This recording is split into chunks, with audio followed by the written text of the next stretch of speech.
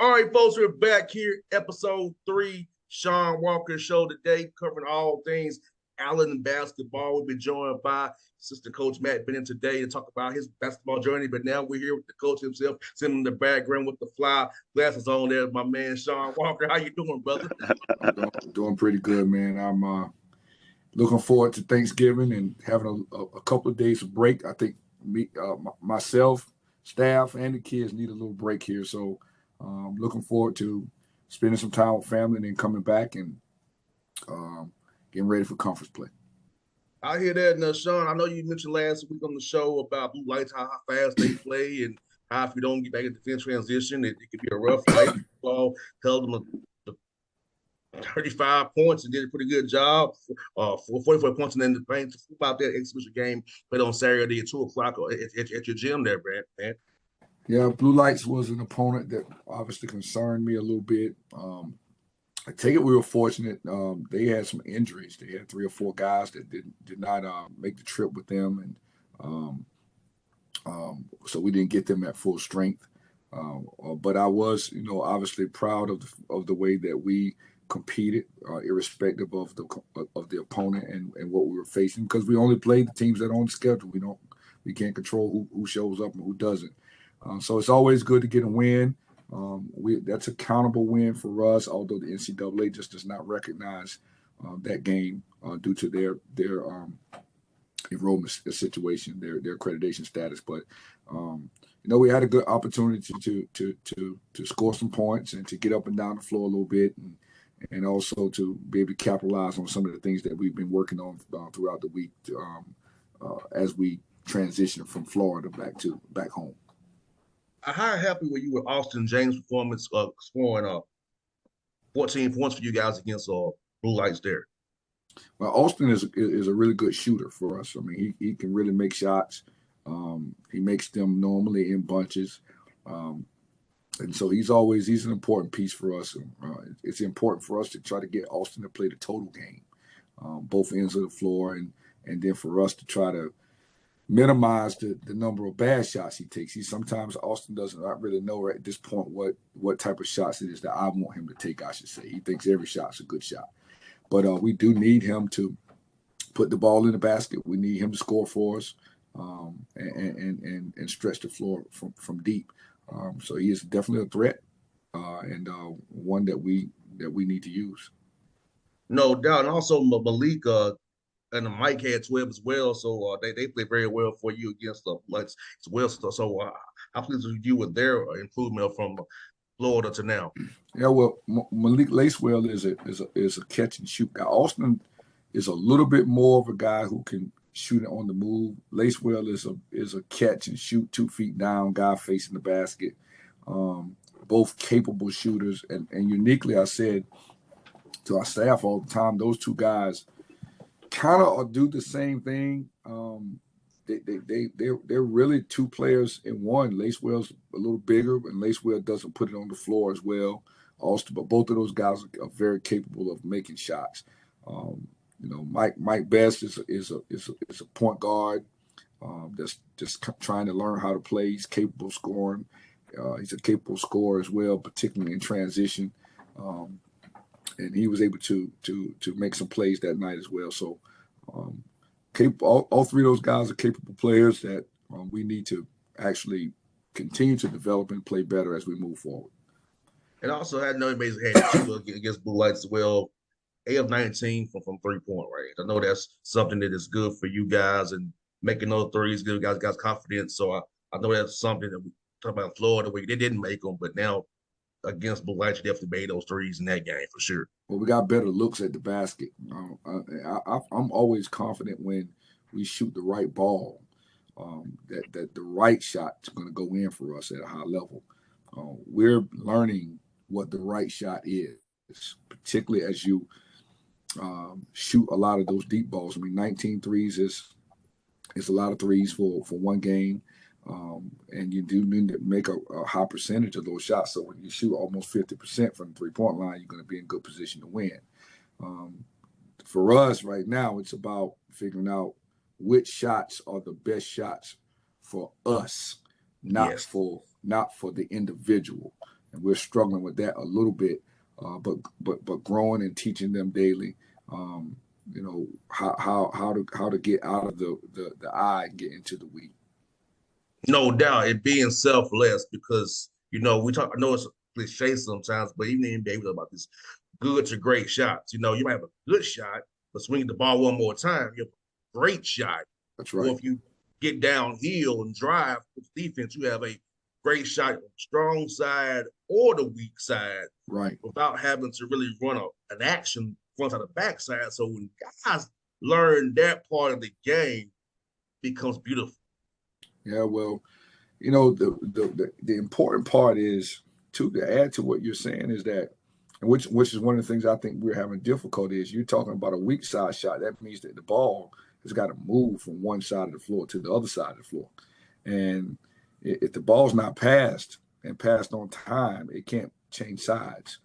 So it limits the amount of good shots, particularly the long ones that you can get. Um, so we struggle with that just a little bit with how the ball needs to be moved so that the weak side becomes the strength of your offense. Um, we've got to improve on that quite a bit. No doubt. And I know you get it going. And also 44 points in the paint, which tells me you guys are getting downhill as well because when you can score that many points, almost half your points in the paint. That means you're doing something right. You're getting downhill. Well, we need to get down here more, but we have size inside. We're 6'9", 6'8", 6'7", 6'8" inside. So we want to touch the ball in the paint with the pass as well.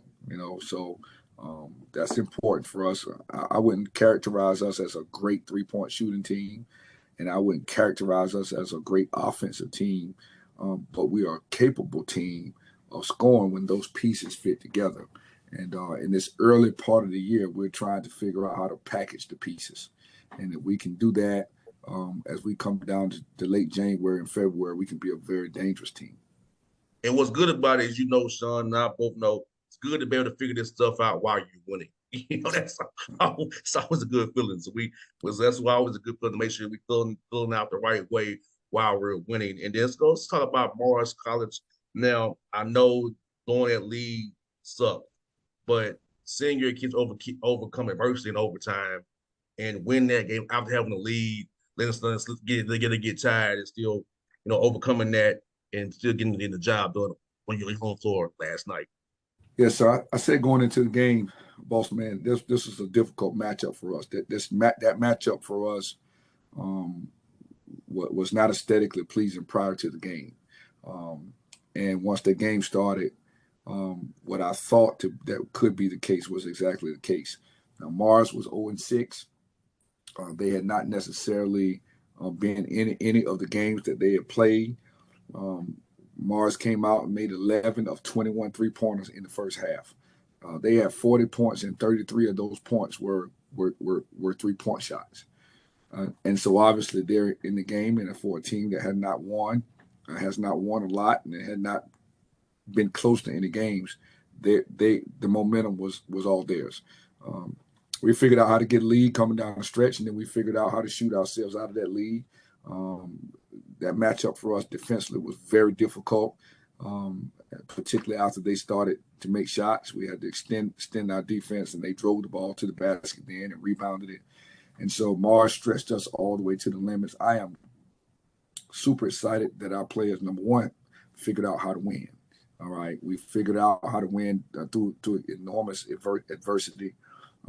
We made a play at the end of the game to take the game to overtime. We made a phenomenal play at the end of the game for a block shot to secure the fact that we could go to overtime. And then in the overtime game, we did what we should have done in the regulation and took the ball to the basket and laid it up. So, a win is a win. I mean, as a coach, you never get satisfied. I think I may have spent all last night pouting and complaining and that all the things that we didn't do. And all my coaching buddies and the people that I know said, "What you want?" So you got to take it the way it comes. So we'll learn from last night because Mars is a formidable opponent that we now have to go to Sumter and play them at Sumter. One of their players said last night, "Y'all have to come to us." And so that's what competitiveness and and basketball is supposed to be like at this level. So at the end of the day, we can't we got to wipe our tears and move forward to the next one, because nobody cares about us the fact that we didn't play the way we wanted to play. Yeah, Shawn, be happy with this. You went 5-7 in overtime, with no threes being taken. So you definitely playing the right way. So I know, like you said, I know it's not the right way you want to do it, but hey, 5-7 overtime, no threes, man. You guys played the right way when it counted in that extra session. Well, we hope that um, the mirror of the last 5 minutes in that overtime will be an eye opener for our players, because in the last 8 minutes of that game, I think we only scored 2 points. All right. And almost all of those points, those shots that we took were the wrong shots, or we missed transition points. We go to the basket and post us putting the ball on the backboard and laying it up. We're trying to Euro step and go up and under and just things that are just not fundamental. I thought we had the right combination of players on the floor in the overtime, right combination of guys that finished the game out inside of the last 3 minutes of the game, and they brought us through. So we're able to learn a lot about that. How we can piece the pieces together again, and see who's going to do what we need by the game to help us move towards our common goal, and that's trying to move this cheese around here and trying to get some wins. No doubt. And learning to win is a process. So, like I try to tell young men that every year is a different team. You got to learn to win this team, different pieces every That's year. right.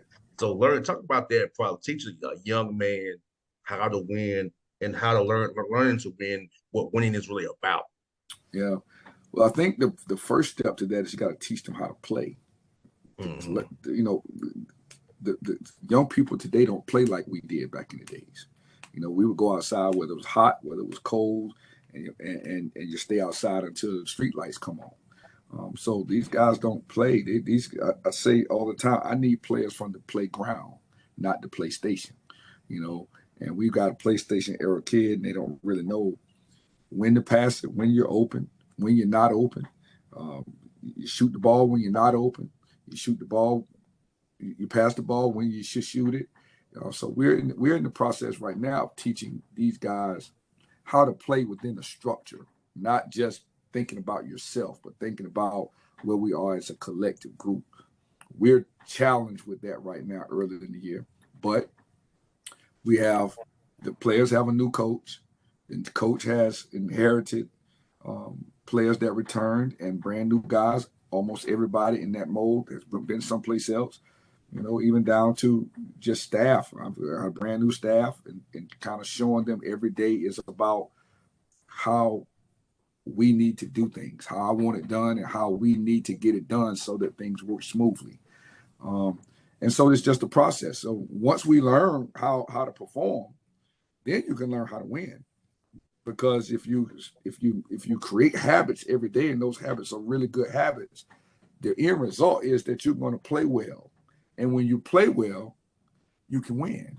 And so the winning doesn't happen when the buzzer goes off. The winning happens from the tip until the buzzer. And we got to focus on the until. We got to focus on this area in between the tip off and the last buzzer. We're not quite there yet, but we're working on that every day. No doubt. Last night, Sean, I almost had a double double from Deshaun Aldridge, 16 and 9. I almost had a double double with assists. About his play last night for you guys, man. It's amazing, because when I don't even realize as I watch the game that his numbers would look so superlative. All right. Um, in that overtime game, I think he took the ball to the basket 2 or 3 times and laid it up. Um, he's a guy that got 16 and 9, and he probably should have had 25 and 15. So there's a lot of empty possessions that he leaves on the floor. But we play him a lot. We expect a lot of him. His task is mighty for at this point, because um, he's clearly our best point guard. He's got to play 30 minutes, close to it. We're asking him to guard. We're asking him to run the team. We're asking him to push the ball. We're asking him to be a leader. We're asking him to do things that, quite honestly, he has not done um, probably his entire college basketball career. So, we need him to score the ball, but we also need him to set the table for these other guys that are around that are dependent on him. And so when I look at his numbers, I say my assessment of him as a coach probably is a little bit unfair because those numbers are real. I mean, 16 and 9, 9 assists, those numbers are real numbers. It's just about the fact that I want to be able to see him even do more that I think he's more than capable of doing. Nah, I feel you, Shawn. That's how the NBA guys evaluate it too. I hear it all the time. Well, you got this, but you could have really had 27 and 13 if Right, things went. So yes, you're saying stuff on the NBA level. We say all the time, man. And I'm glad that he has you as a coach to be able to teach him that because you don't want to leave plays on the court like that. You want to make every play you can. We still it's going to happen. We're trying to get as much as you can. Don't not leave too much cheese, as we say on the court there, and right. move it the right way. No question, no question. Well, he's capable, and we need to get uh, him playing even better for us to be a good team. And Shawn, you got conference play starting in the SIEC with the Western Tennessee boys coming to town with a little more on in Lane. And what's your assessment of those two teams? You watched them a little bit on film, getting to know this league, and know what you had to expect coming up this Thanksgiving weekend. Yeah, I'm going to spend the large part of today watching Lemoyne first, and I've watched a little bit of them over the past week. I'm going to dive dead into them today, and over the Thanksgiving break, we'll come back Thanksgiving night and have 3 practices to get ready for them. But man, Lemoyne is big and strong. They actually got a point guard that we recruited, 6'5" guy out of Ohio, Chris Peoples. That's a really, really good player. Um, they're 6'5", 6'5", 6'6", all over the floor. Talented, tough. Really get to the glass. They're true Memphis, Tennessee kind of nature guys that we hear about. That's going to be mindful opponent for us, and it's going to be important that we play well, pound for pound, talent wise. By position, you know, they're going to be a very tough challenge for us. So we've got to get really good at being a good team um, and being able to capitalize on some of the things that I think that we can capitalize on that will help us versus them. And then Lane is the same. Lane's not quite as big, but they play fast. They play tough. They have good guards. Kind of put a lot of pressure on the ball. Where Lamar Owen plays some matchup zone. Lane comes right at you and hard nosed defensively and denies passes, and both teams can score. So we're going to have to play better than we have played in order to get a win. But it's going to be important that we figure out how to win here and not go 0-2 in this SIAC opener. No doubt. We're gonna claim it right now. 2 victories for you. We're gonna claim it right now. In Jesus' name, we're gonna claim these victories Yeah. for you brothers. Hey, I need them prayers. God knows I do. We gonna claim it right now. We gonna claim it. And Shawn, let's talk about the coach here. Matt Bennett's been waiting patiently with us, man. So Shawn, tell me about Coach Bennett and what made him try to you want to hire this brother to be a part of your first staff here at Allen and help you move the cheese here and rebuild this thing, man. Yeah. Well, so first off, Coach Bennett is a guy who's a South Carolina native, and as he came highly recommended to me from quite a few people that I respect in the business. And being a South Carolina native and some of his background at the time that I met him, we had some common commonalities, so to speak, in terms of how he was available and why he was available and all that good stuff. So it was always good for a veteran coach to put young people around them with energy that aspire to be great and aspire to sit in the seat that you're sitting in one day, and maybe even closer to the time that they normally would. And he knows the area, knows the landscape of South Carolina. He's been a high school coach here, been a junior college coach in South Carolina, went to high school here, has gone to college in the area. It was a match that seemingly fit. And, very happy to have him here and looking forward to seeing how he continues to develop as he's trying to help us move this cheese around here. No doubt. Coach Bennett, let me ask you, man, at what point in your basketball journey did you decide you want to get into coaching, man? Man, usually when you're a player and you find out and you get that unfortunate thing that happen when your ball go flat is either you're going to just live in what ifs or become a coach and try to train the young guys up so their ball won't go flat just as fast as yours. So once my ball got flat, man, I just had to jump in coaching right away. No doubt. And you know what, man? I gotta tell you, my father's a coach. I know my father's a coach, but I told my father I'd rather talk about it than be a coach. I know I'd probably be fired for how I talk. but for you, man, like I talk about getting that right mindset, that right spirit to coach young kids. I know I'm competitive as heck, and I want to win, win, win. I know you can't always go with a kid like that. So by having that right mindset and that right spirit to be a coach and help develop these young men and move their cheese. So my situation is kind of special because I'm young. Just turned 30, so I'm close to their age. So a couple of years ago, I was in their shoes. So how I present myself and get myself mentally prepared is to understand that I was just there. And no, I'm not trying to be your friend. No, I'm not trying to be your buddy, but I want to groom you, not just as a basketball player, but as a man. You're right. So Coach Walker is a tough coach to play for.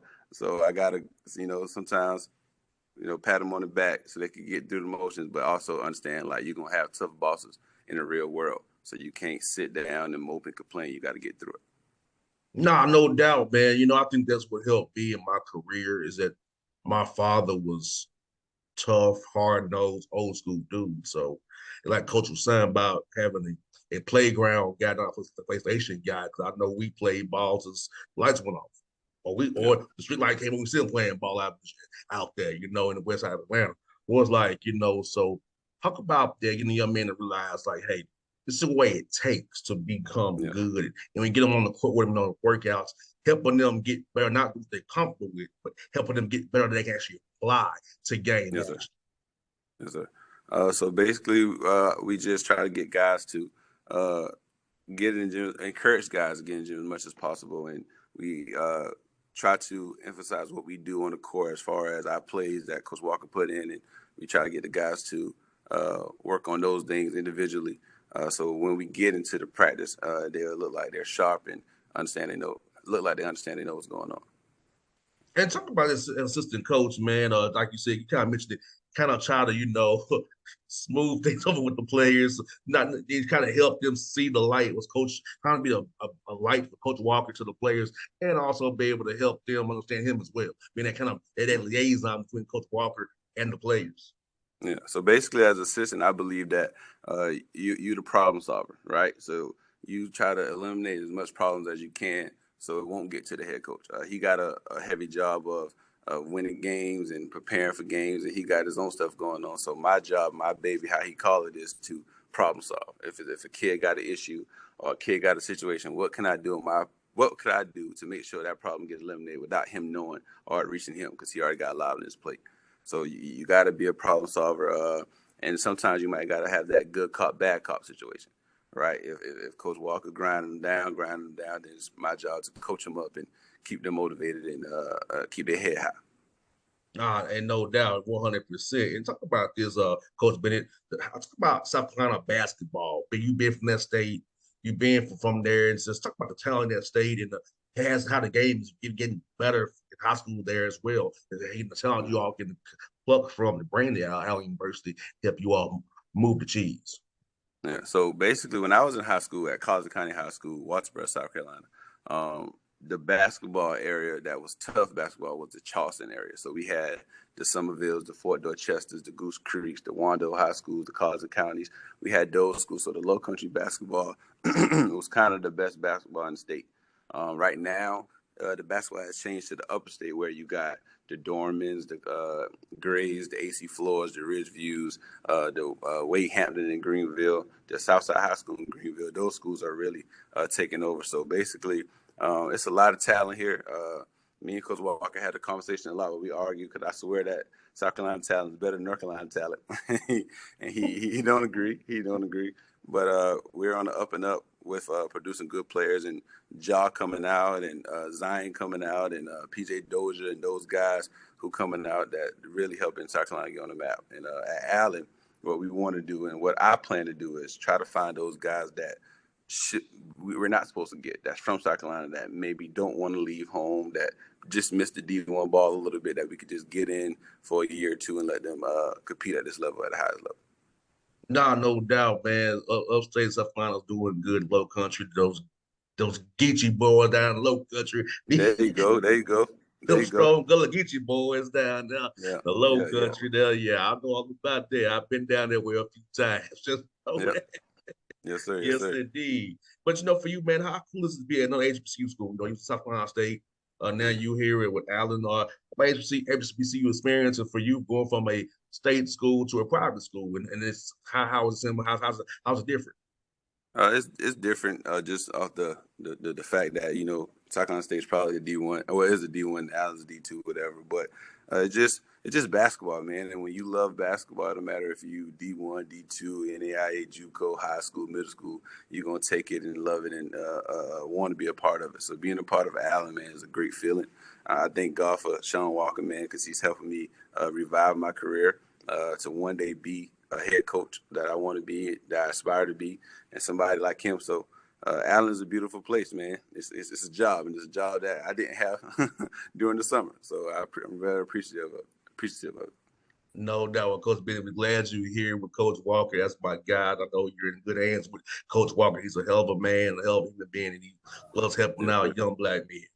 Yes, sir. Yes, sir. Yes, sir. I appreciate it, man. Hey, he almost made me cry, though. He don't really get soft and tell me how good I do. I almost was in tears over here, man. And I'm feeling good. Don't push your luck.